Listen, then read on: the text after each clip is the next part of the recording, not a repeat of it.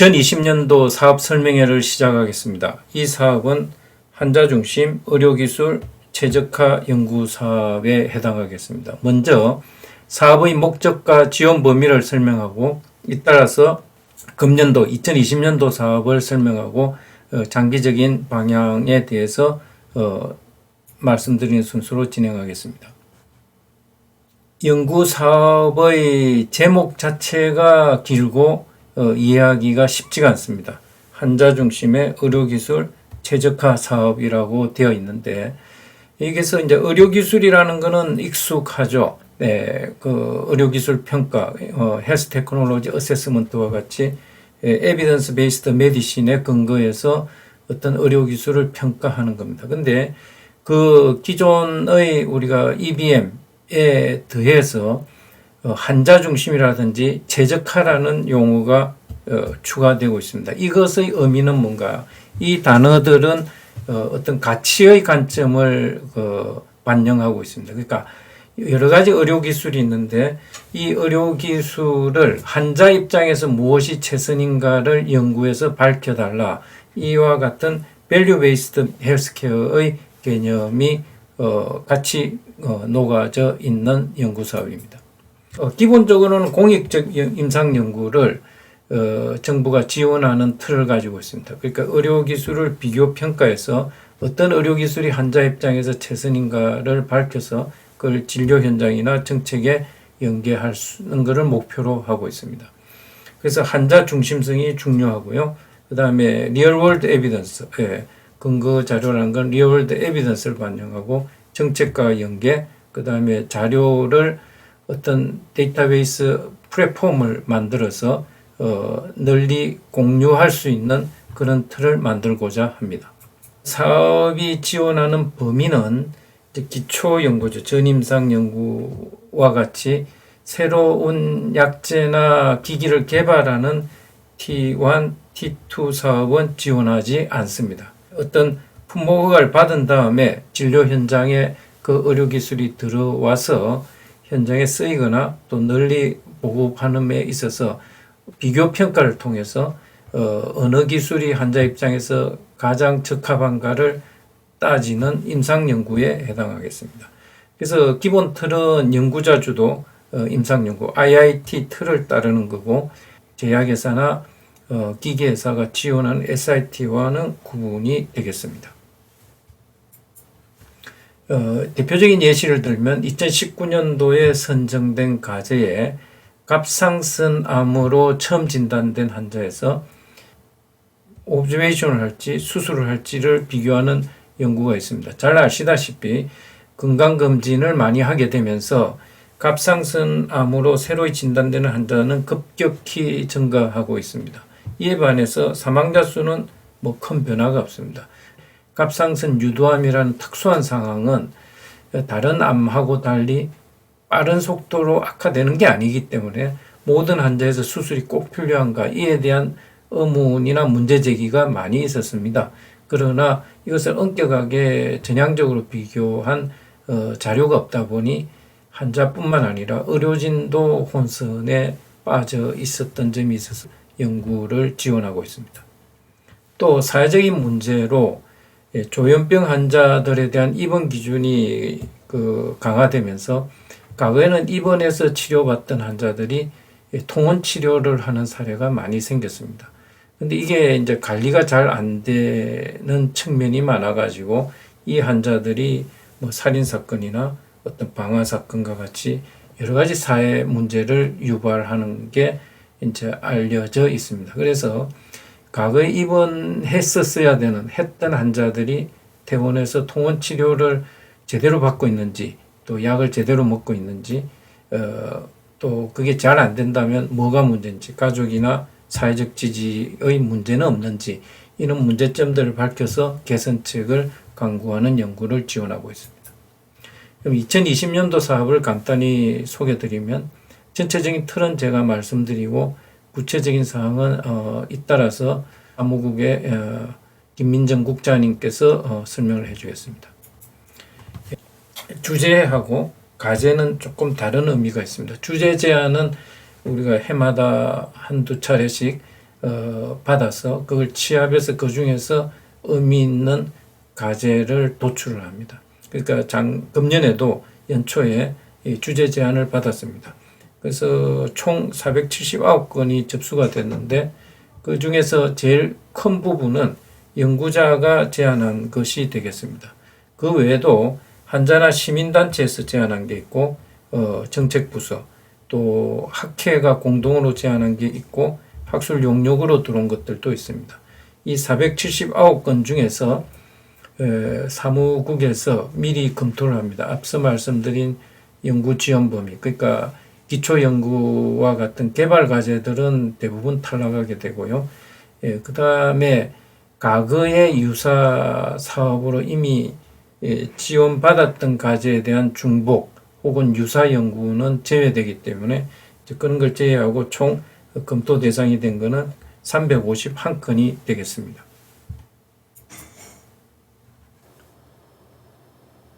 선별된 351건의 연구 주제를 어떻게 더 압축하는가? 이거는 우선 8개 전문가 그룹을 구성합니다. 뭐 소화기, 순환기, 종양.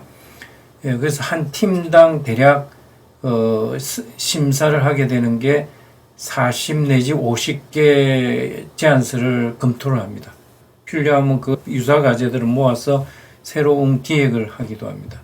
몇 번의 회의를 거쳐서 그 359건의 연구 주제 제안서를 75건, 약 5대 1의 경쟁률로 추립니다. 그러니까 이를테면 소화기 분과 같으면 40-50개가 들어갔으면 그게 5분의 1이니까 약 10개의 제안서로 압축이 됩니다. 어떤 원칙으로 심의가 됐는가? 우선순위 검토의 기준은 질병 부담이라든지 사회적 비용이라든지 이런 요인들이 검토되었고 기존의 근거가 충분하지 않은 점이 있는가, 그 다음에 이게 실제로 결과가 이행될 가능성이 있는지, 또 정책적으로 반영될 가능성이 높은지, 그 다음에 환자 입장에서 이 문제를 잘 고려하고 있는지 등이 평가의 중요한 관점이 되었습니다. 그 다음에 75건의 이제 전문 분야별로 들어온 안건 중에서 최종 선정된 거는 26건입니다. 예. 그럼 한 3분의 1이 그 최종 선정이 됐는데 그 과정은 이제 평가위원회라는 거하고 운영위원회를 거칩니다. 평가위원회는 주로 연구 방법론적인 측면에서 이걸 심의해서 이 연구의 설계가 적절한지 피지빌리티가 있는지를 보게 되는 거고, 운영위원회는 의료 정책에 제대로 반영될 수 있는지, 이는 그 부합성이 있는지 등을 검토해서 최종 26건으로 압축이 되었습니다.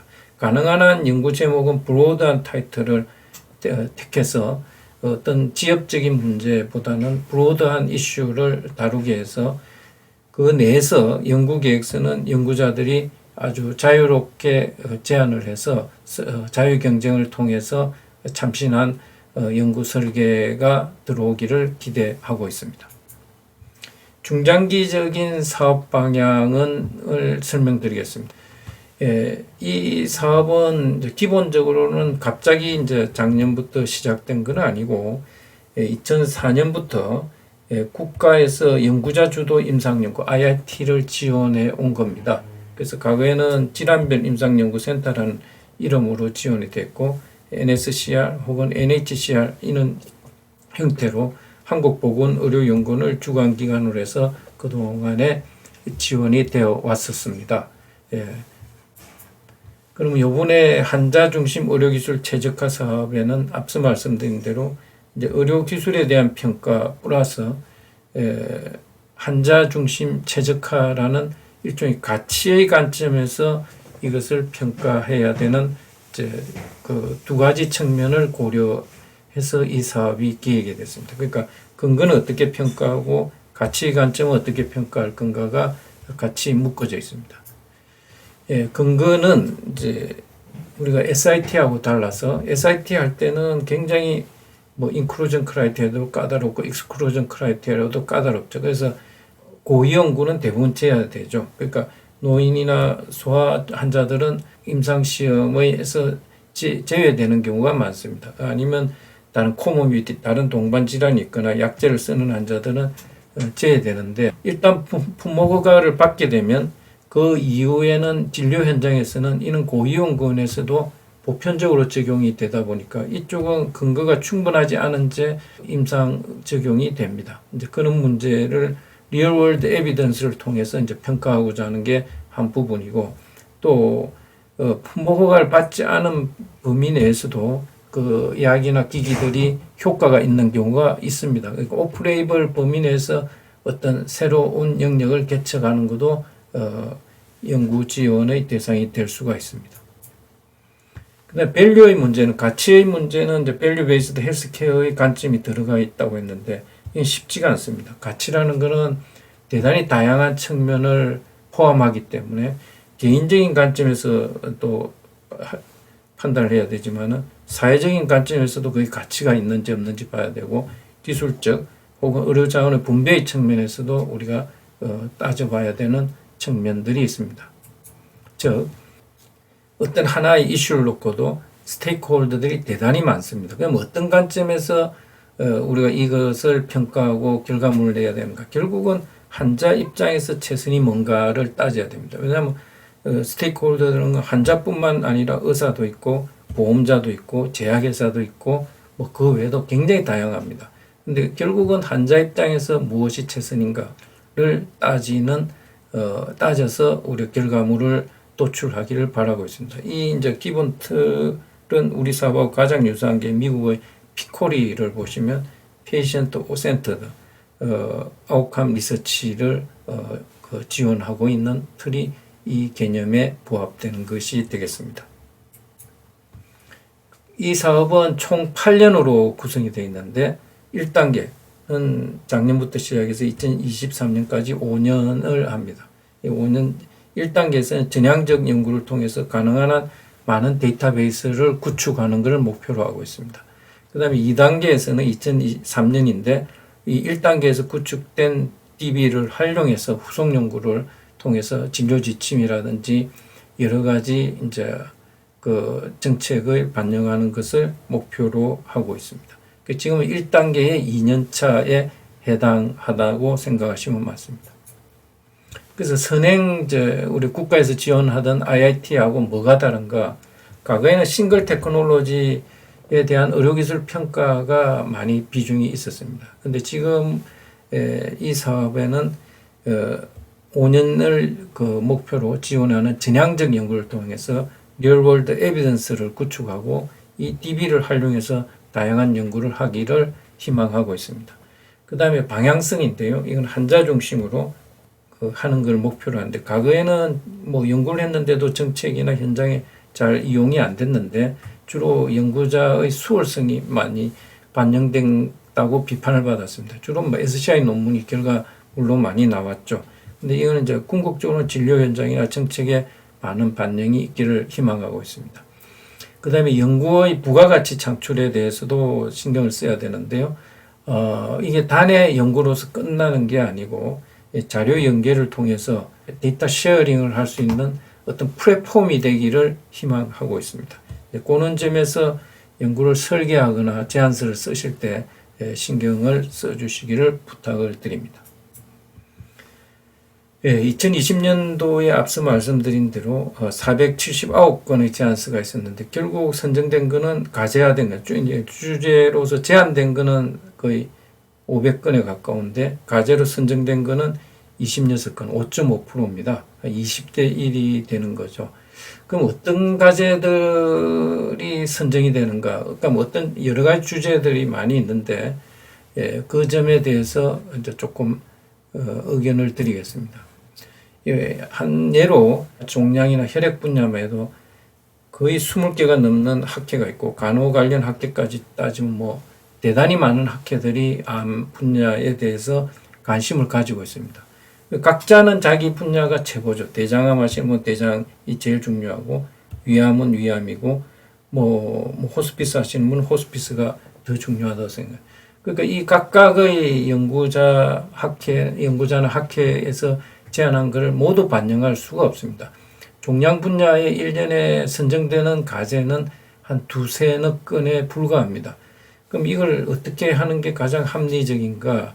저희 생각은 이제 이 분야에서도 지금 가장 현안이 되는 과제들이 있을 것입니다. 예. 그는 어떤 소셜 아젠다에 대해서 유관학계들이 묶어서 한 목소리로 이 문제부터 가장 우선적으로 연구를 해서 해결책을 내달라고 공동 제안을 한 경우 우선적으로 검토가 되고 실제 결과도 2020년도부터 이 3개 이상 학회가 공동 제안한 거에 대해서 우선적으로 우리가 심사에서 배려를 해드렸는데 이쪽에서 공동 제안한 주제들이 과제로 될 확률이 굉장히 가장 합리적이고 확률도 높았습니다.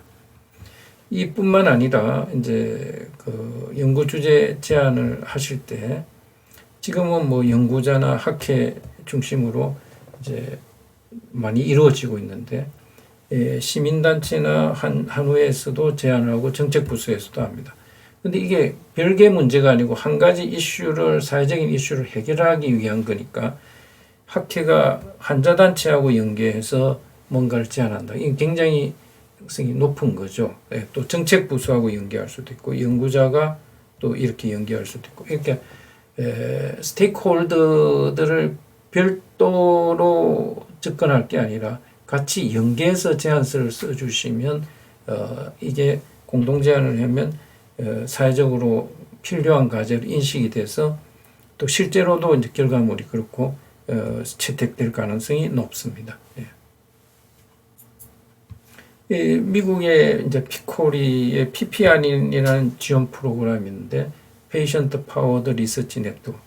이에서 환자 단체의 역할은 환자 단체 자체가 굉장히 많은 임상적인 자료뿐만 아니라 검체 자료도 가지고 있습니다. 그러니까 이런 검체 임상 자료를 가지고 이제 전문 연구자하고 연계를 해서 연합을 해서 이런 연구를 자기가 해당하는 분야에 해달라고 제안을 하고 피코리가 이것을 지원합니다. 부가가치가 높은 어떤 연구가 성공할 확률이 높고 지금 액티브하게 활동하고 PPR이 20개도 넘게 조직화되어 있습니다. 그래서 오늘 말씀드린 걸 몇 가지로 요약하면 환자 중심의 의료기술 최적화 사업을 함에 있어서 에비던스는 리얼월드 에비던스를 구축하는데 뭐 대단히 많습니다. 뭐 베이직 사이언스에 있는 유전체 정보부터 시작해서 의료기관에 있는 의무기록, 영상, 병리 자료, 또 학회나 연구자가 모은 코트 이런 자료들을 다 활용할 수가 있습니다. 그 다음에 이제 공공기관에 우리가 있는 청구 자료, 통계청 자료 이런 것들을 활용해서 리얼월드 에비던스를 구축하는 것이고 가치의 관점에서는 이제 환자 중심으로 환자 입장에서 무엇이 최선인가를 이제 그 연구 키 퀘션으로 설정하고서 스테이크홀더들이 협력하는 이런 연구의 틀을 가지고 가는 것이 바람직하겠습니다. 마지막으로 이 사업에서 이제 그 중요하게 생각하는 것은 근거는 리얼월드 에비던스를 모으자는 거고 그 다음에 연구 설계 키 퀘션은 환자 입장에서 어떤 개선책을 마련하자는 거고 이 자료는 이게 일회성 연구로 끝나지 않고 이걸 연계해서 어떤 플랫폼을 형성해서 데이터 쉐어링을 해서 부가가치 높은 연구 프로젝트로 발전하기를 바라고 있습니다. 그래서 사회에서 우리 해결하지 못한 문제가 있으면 이 문제를 이제 제안을 해 주시는 거죠. 아까 여러 스테이크홀더들이 연합해서 그러면 그 중에서 우수한 과제들이 선정되면 연구 수행을 통해서 그 나온 결과물이 정책이나 진료 현장에 반영되고 또 그 결과물을 사후 평가해서 또 문제점이 있으면 후속 연구 기획을 통해서 또 다른 연구를 추가하는 이는 어떤 선순환적인 연구의 플랫폼이 구축되기를 희망합니다. 대단히 감사합니다.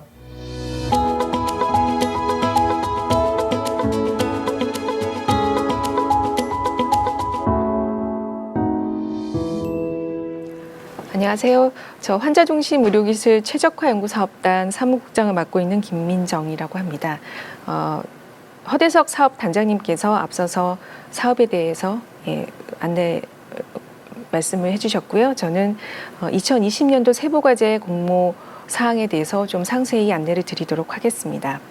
말씀드릴 내용은 세부사업 개요, 과제 신청 평가, 그리고 자주 하시는 질문 이렇게 세 가지로 나눠서 목차를 준비했습니다. 먼저 세부사업 개요에 대해서 말씀드리겠습니다.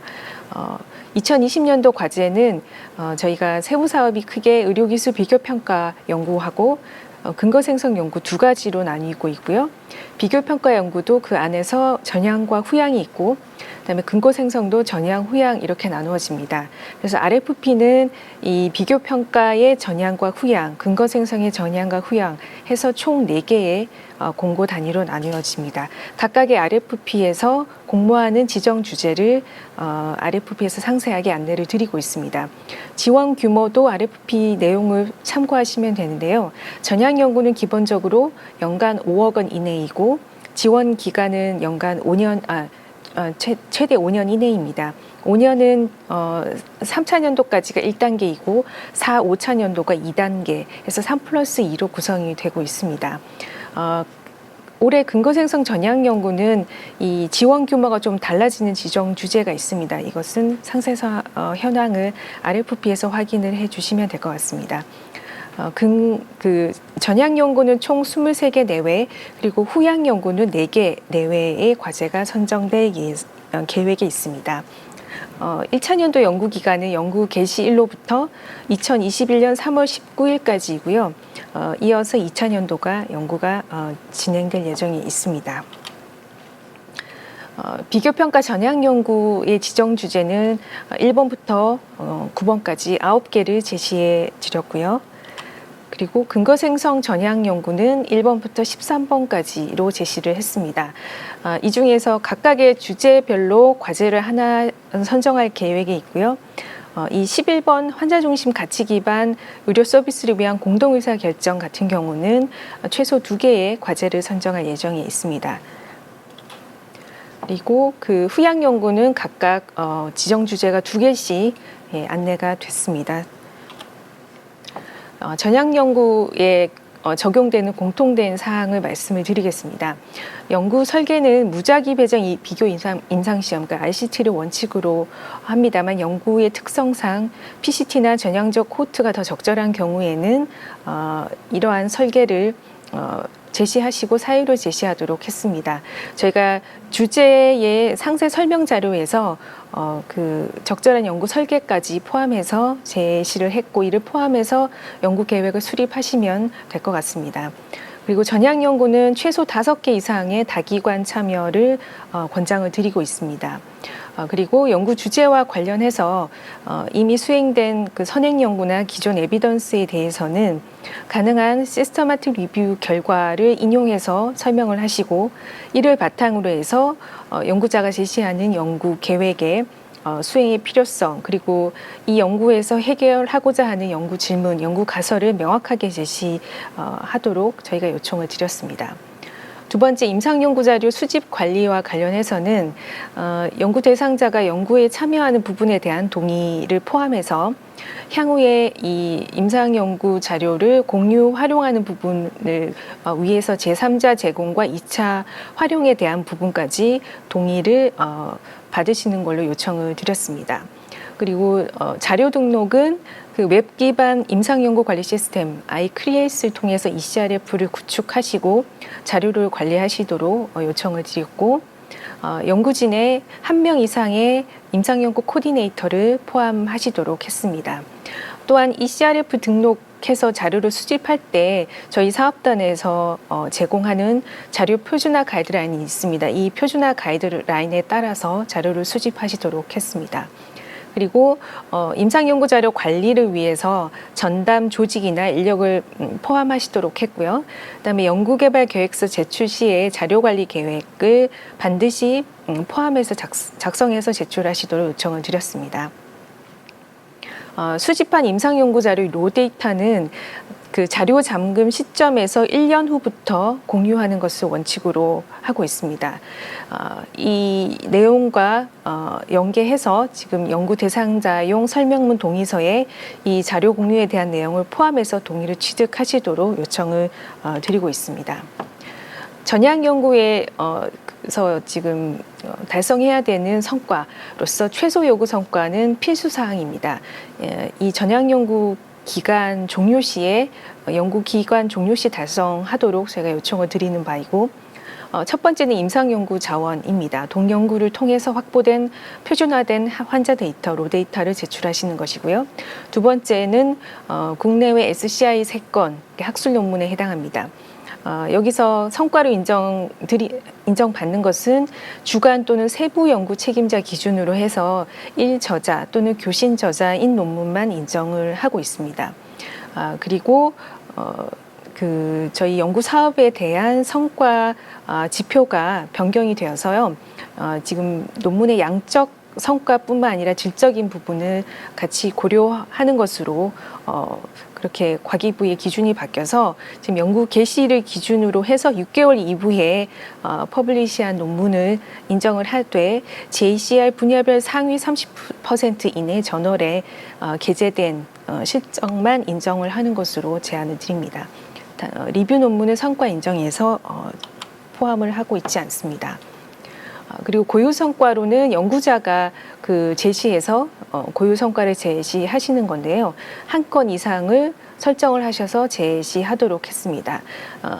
예를 들면 연구 결과의 임상적, 정책적 의사결정, 근거 활용을 위해서 간담회, 원탁회의, 공청회 개최 등이 있을 수 있고요. 두 번째는 환자, 국민이 연구에 참여하는 부분에 대해서 제시를 하실 수 있을 것 같습니다.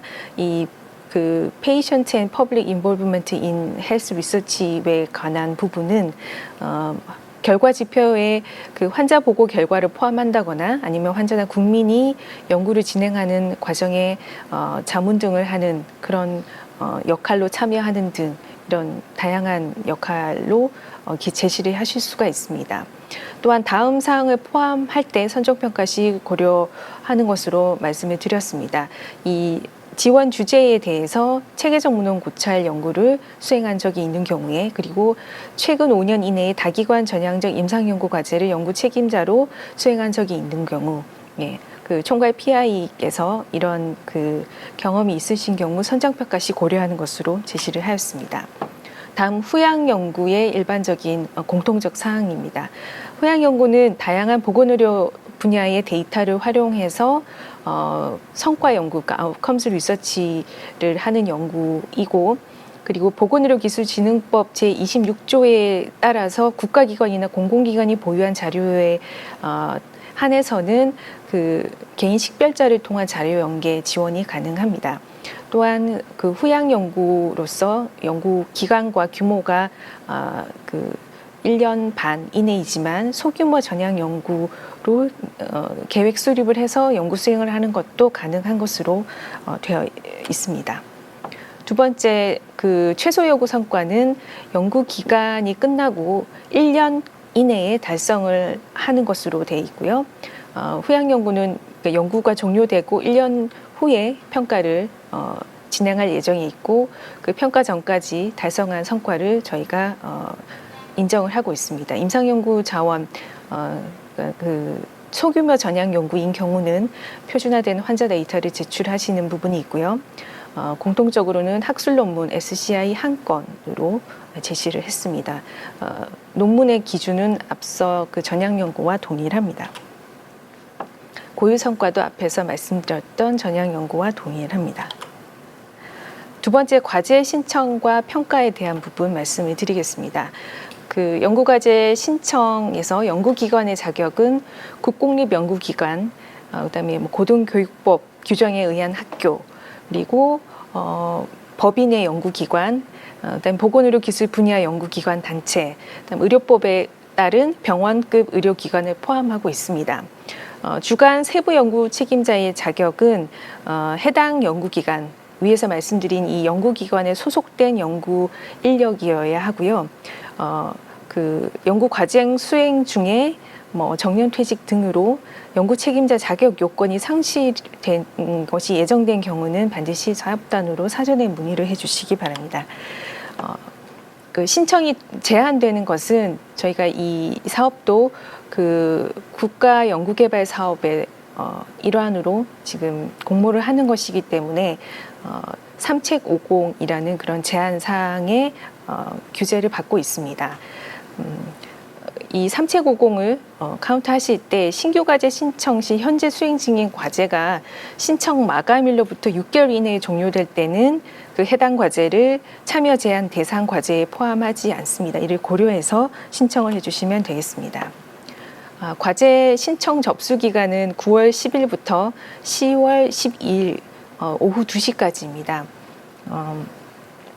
그 보건의료기술 종합정보시스템 사이트를 통해서 연구 책임자 계정으로 로그인을 하셔서 신청을 해주시면 되고요. 연구개발 계획서에 분량 제한이 있습니다.